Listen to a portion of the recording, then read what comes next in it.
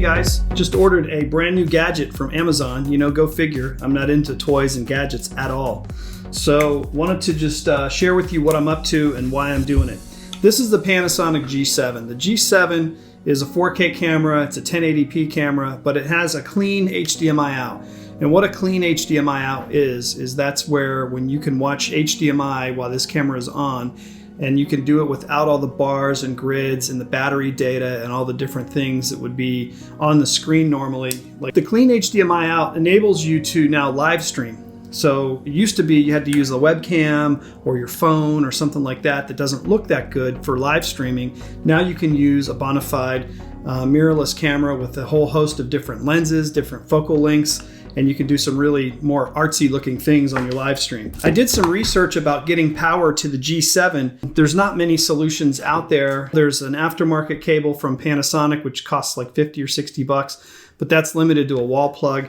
I've seen a couple guys come up with their own creations on how to power these cameras with their own concoctions of wires and things, but those were getting, you know, in excess of $50, $60 as well. And then just so happens I stumbled across this cable on Amazon, and it's a $20 cable, and this cable comes with a couple of things. Okay, so it comes with this fake battery that goes in place of where your battery would go. It has the connectors on the end, and it's got a little connector on the opposite end of it, and it actually clicks into place. You can hear it click, and then it has on the G7 a little trap door where you can fish this wire out and get this wire out of your camera. Now that you've got this, you can now hook this up to either a wall plug device with some type of transformer, or you can now hook it up to a battery connector. Now this battery connector, this thing right here, is a 5 volt turns into 9 volt for your camera. So you've got a battery with 10,000 milliamp hours powering this camera. Just to give you a comparison, this is 1500 milliamp. That lasts about 45 minutes to an hour. So times 10, basically, you're going to get 8 or 9 hours out of this battery, I believe. So this is really cool because what you can do now is use this camera because it has clean HDMI out. So you're able to use this for a screencast or for a webcast on YouTube. So you don't have to worry about the camera cutting off because of these small batteries anymore.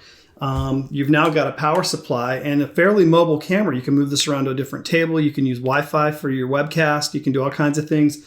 You can change these lenses and have different focal lengths and have different looks. So it really opens the door for a much more creative webcast.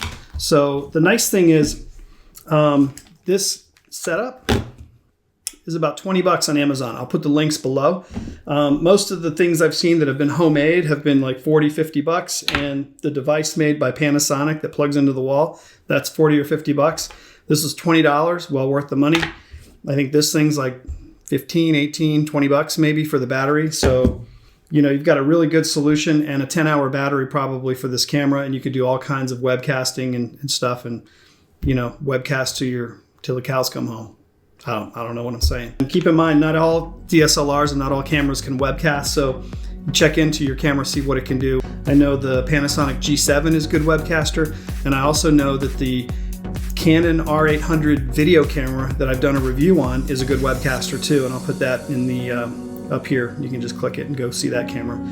So if you want to just use like a camcorder, that would work. But anyway, wanted to share that with you guys. Hopefully it helps if you're interested in you know, webcasting or doing some YouTube stuff. Knock yourself out and have fun with it, and go cheap. Why spend a lot?